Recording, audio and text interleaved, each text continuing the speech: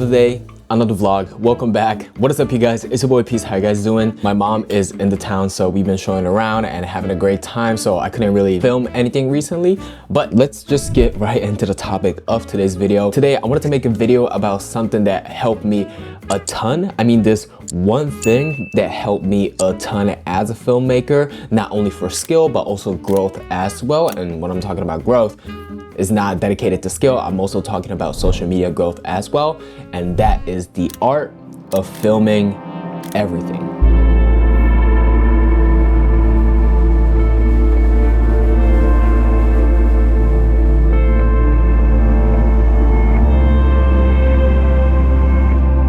Before we're talking about the topic, hi, my name is Peace Gates. I make videos about a little bit of tech, a little bit of lifestyle, and a little bit of camera stuff. However, I usually just focus on whatever that I'm interested in. For this video, I will not only talk about the philosophy of filming everything, but what kind of gear that I use to make that achievable whenever I'm on the go. Today's a busy day. I already hit my back, which is amazing. Back is one of my favorite days for lifting weights. But this morning I have to take my mom to the airport, and after that I do a little bit of work and I will meet up with Gaku to film his short form and also my short form video as well. So yeah, let's get right into it. It's gonna be a good one.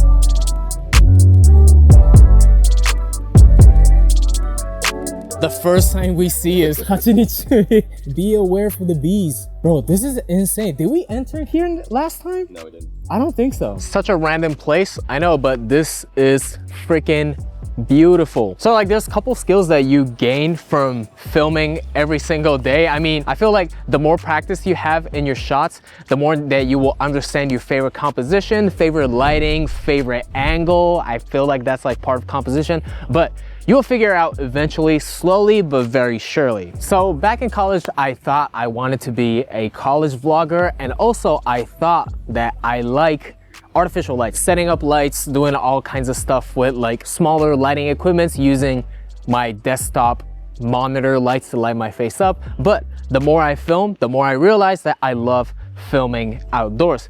There's no echo, there's literally no one to bother you. I'm literally in the nature, which is my favorite because I'm from the countryside, and I also love harsh lighting. If you guys ever see my stuff, I use harsh lighting a lot, and I feel like my color grading goes really well with harsh lighting as well. And not only that, the more I film under harsh sunlight, the more I figure out how I can use harsh sunlights to create better lighting. You can't really find any tutorial or something that's really about using harsh sunlight to film cinematic stuff, but you will gain the skill and learn how to film it because you practice so many times. Also, double chore jackets, insane.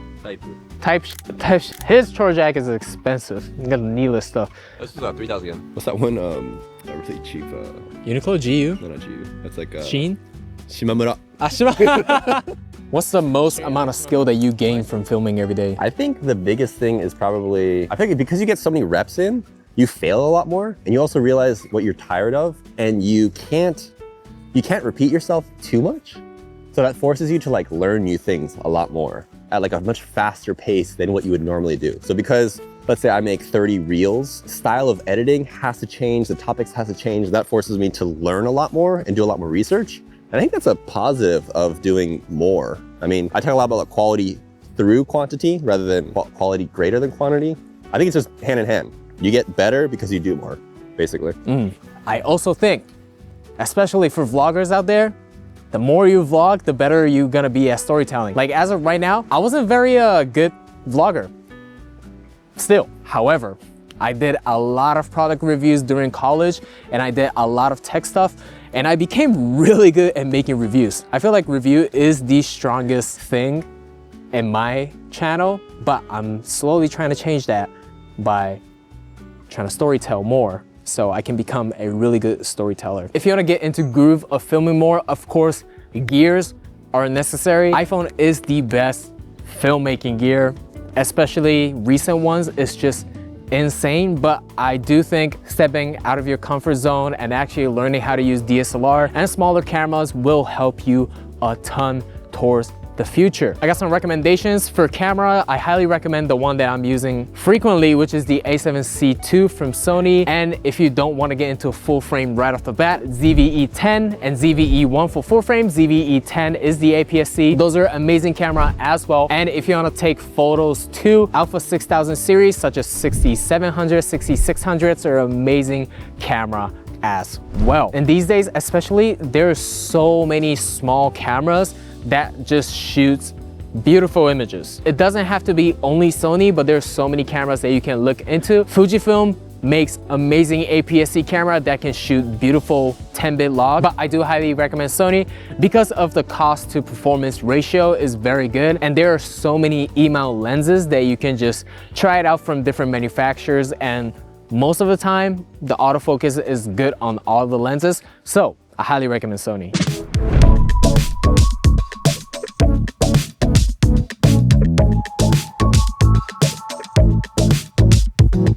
Try it out. Let us know what you think. Yeah, Lawson and FamilyMart has the same machine. That's what I heard. That makes sense. Yeah. They both taste like Kind of mid, bro. By comparison, where would you rank FamilyMart? S, A, B, C? I would say, like, recently FamilyMart's been A for me. I wouldn't put Lawson as good as FamilyMart. Oh, no. Yeah. No.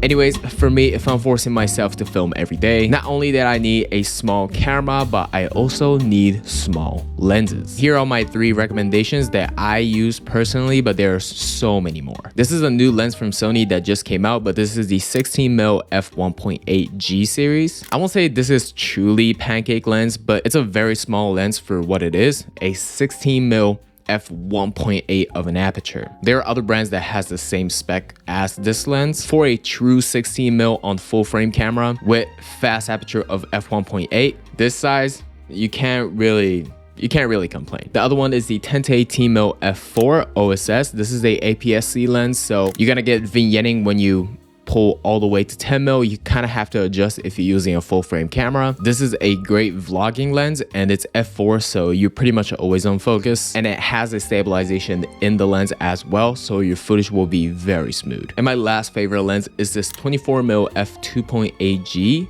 from Sony. This is a very small lens with really good image that I think you can be pretty incognito whenever you're filming. For microphone, I highly recommend Sony ECM M1 or the Rode Micro Go, the smaller microphone from Rode.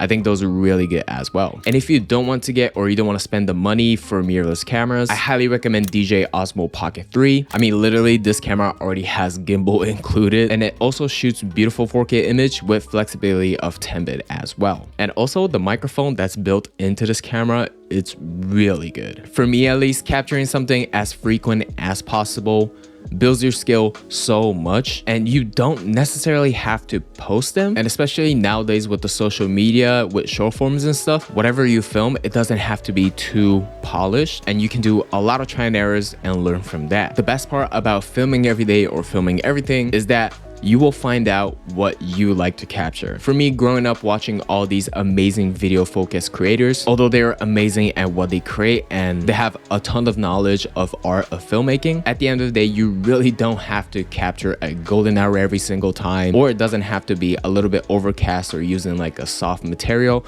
to soften up the light. Filmmaking is literally an art form, especially if you're not working for like professional agency or like companies and stuff. You literally can create whatever you think it's beautiful. And I think that's the beauty of social media, because you can express your art form as much as you want. No one is stopping you and no one is holding you back. But anyway guys, I hope you guys enjoyed this video. If you guys like this video, please hit the like button, and if you guys like the vibe of this channel, please hit the subscribe button. Anyway guys, my name is Peace Gates, and you guys already know. Peace out guys. What are we doing? Oh, welcome back to the bonus section. Today, I want to talk about our favorite way to kill time, which is magazines. Here's our favorite. So I hope this bonus section will be helpful for you guys whenever you guys visit Japan, or if you go to like a Japanese market in the States and stuff, you probably can find these magazines, and these are our favorites. Okay, I'll go first.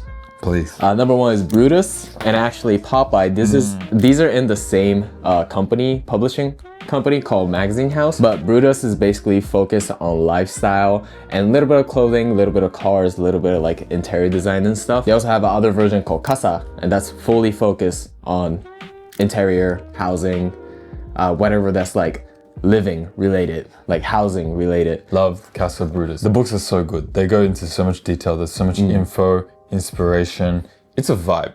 Very vibey. Yep. Also, my favorite part about Casa is that they will do like a top 100 good design hotel onsens in Japan. I really love those because it's not only an inspiration, but it's like a cool notebook or magazine to have when you're traveling around Japan.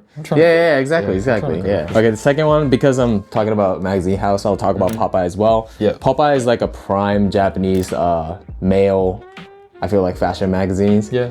This is basically like one of the OG, and not only that, I think it's the most popular. Like, I don't know, at the moment. Yeah, at the moment, the older magazines like Fruits and stuff, they had their moment and stuff for sure. But right now, I feel like Popeye is kind of like the youth culture. Yeah, for sure. Encapsulated in a city boy printed book. They do a lot of like different type of fashion tips. They do one for like fashion tips, other one for like talking about vibey rooms, other one for like outdoors. Gakuyen is a fiend of this. Insert like his collection. Yeah, I'm gonna insert his face on this magazine. Yeah, he been collecting since high school, like beginning of high school. What you will notice about Japanese magazines in general is that they've really got it nailed when it comes to like layout and just breaking up the style of like how the images are placed. Like you'll have full bleed between 2 pages, and then you have like some sort of cut and like cutout style stuff, very playful. One side, they've got the guy kind of like, what is he looking at? And then they've got the other side, he's actually looking at it. So this as a diptych, like the two together, a lot of inspiration in this stuff, for real. I bought this yesterday.